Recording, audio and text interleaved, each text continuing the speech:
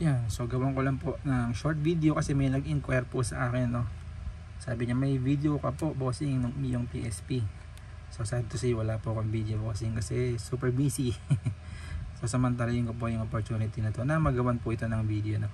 So ito pa rin po mga boss yung nakapost ko sa marketplace. Ito po yung deep red ko mga boss. Alam ko na nabanggit ko naman po dun yung issue nito is ano lang, scratches po, no, lalo na sa likod. Buksan natin siya para sa mga interested buyer ko, no, na magtatanong, bossing may video ka ba? Yan lang po yung kanyang issue, physical issue lang po. Nasa likod naman yung scratches, so pag sa harap super gintab po niya. Yan, wala siyang ka-issue or wala siyang scratches sa harap, very minimal. And then maganda rito is original po lahat ng buttons, walang napalitan dyan. Ito lang po ang napalitan, itong takip, yan lang. And then yung nakikita nyo yan, yung mga nakalagay na yan, yan, pati buttons sa harap, still all original po, PSP 3000.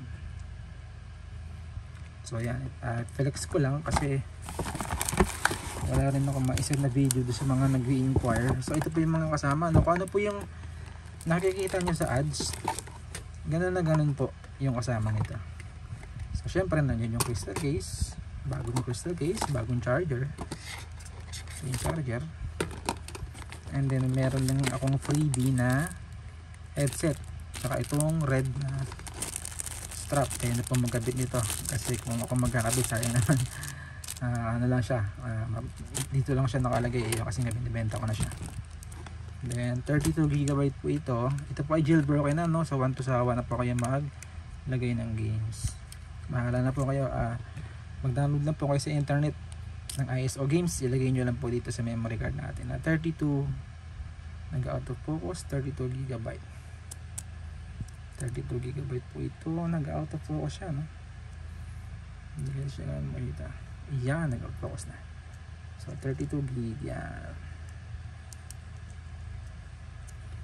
Then bago rin po ang battery ng ating unit. So yan, chinek ko siya kanina, ilang araw to nakalagay dito, 3 days ata.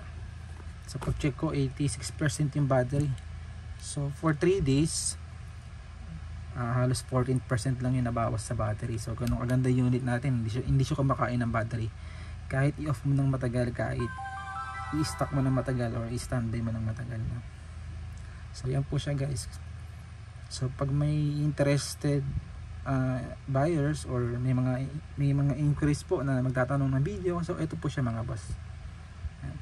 Siguro yung gameplay po ano ko na lang, separate video ko na lang kasi masyadong mahaba pag naglaro ako.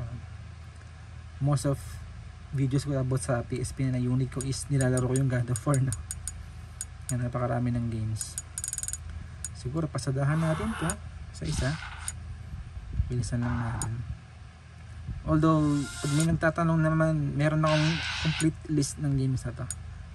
So sinasend ko lang to sa kanila, itong ano to, yung list ng games na yan meron po ako sa phone. So pag may nagtatanong, sabi pwede ko na siguro bilisan din. Pag may nagtatanong kung ano yung mga games, sinasend ko yung nakalist na games ko. Then so kung gusto niyo malaman yung ano ng buttons, may gameplay tayo, pwede tayo mag gameplay. Nasa kaya yung Dante's Inferno? Wala, nasa dulo, nasa kabila.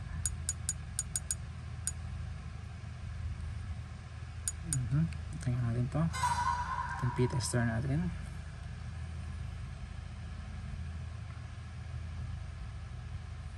Yan, napakaganda ng LCD, napakalinis, walang kamarga-marga. Pansinin niyo yung analog guys, oh. Analog X, analog Y, hindi siya gumagalaw. Syempre, wala siyang ghost touch, eh. Iba na lang kung gagalawin ko yan. Yan, ganun yung kaswabe. Kahit pindot-pindutin ko dito. Yan.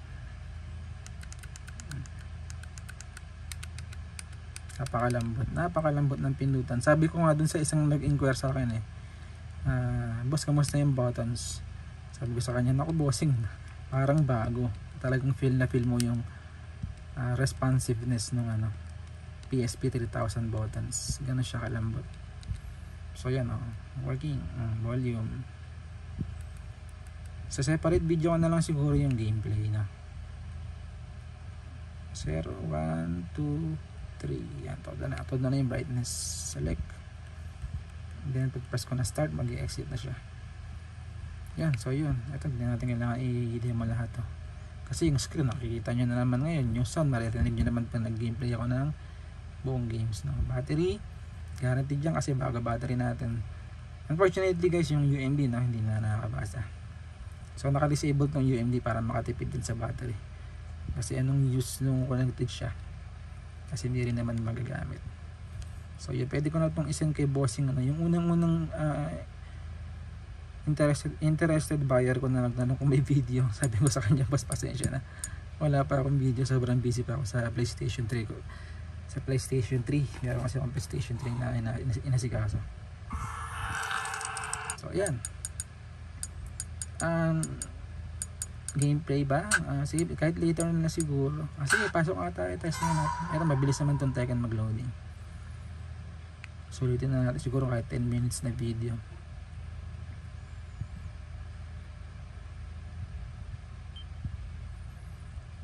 Automatically syempre.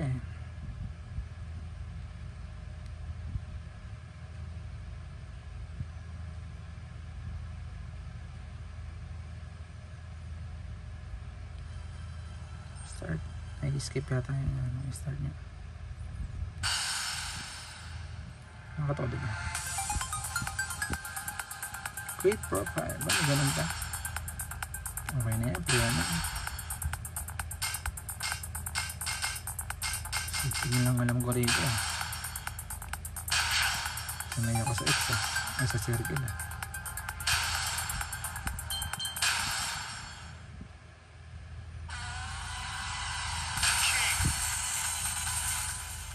Get ready for the next match. Kaya medyo nagre-reflect lang kasi nasa likod yung ilaw namin nasa higaan na. Nasa higaan ako ngayon.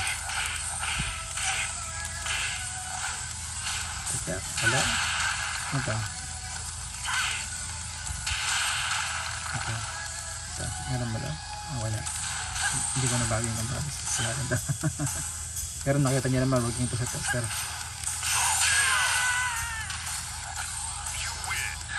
Round 2. Fight. Ito ang brata.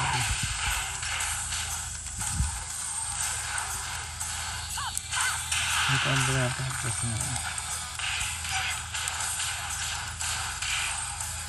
Combo nga. Yun lang yung alam kong combo. Tapos di pa katagya.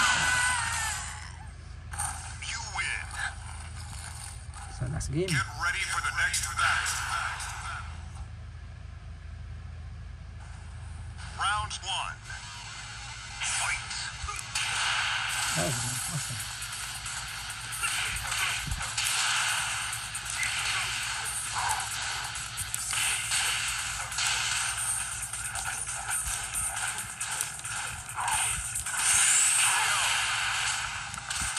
You win. Round 2.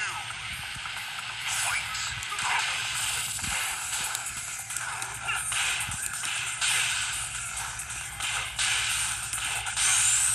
Okay naman.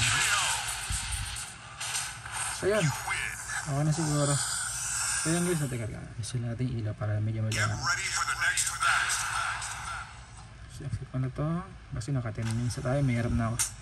Mayroon na itong i-upload Round. sa Facebook or sa YouTube, no? Pinapost ko rin kasi ito sa YouTube profile ko para dalawa yung aking backup ng videos. So yun guys, kung interested kayo na nasa marketplace pa rin po siya, then pag may nag-inquire, send ko lang sa inyo yung links ng video na to, no? Ayan, so bye muna for now. Thank you po. God bless you all po.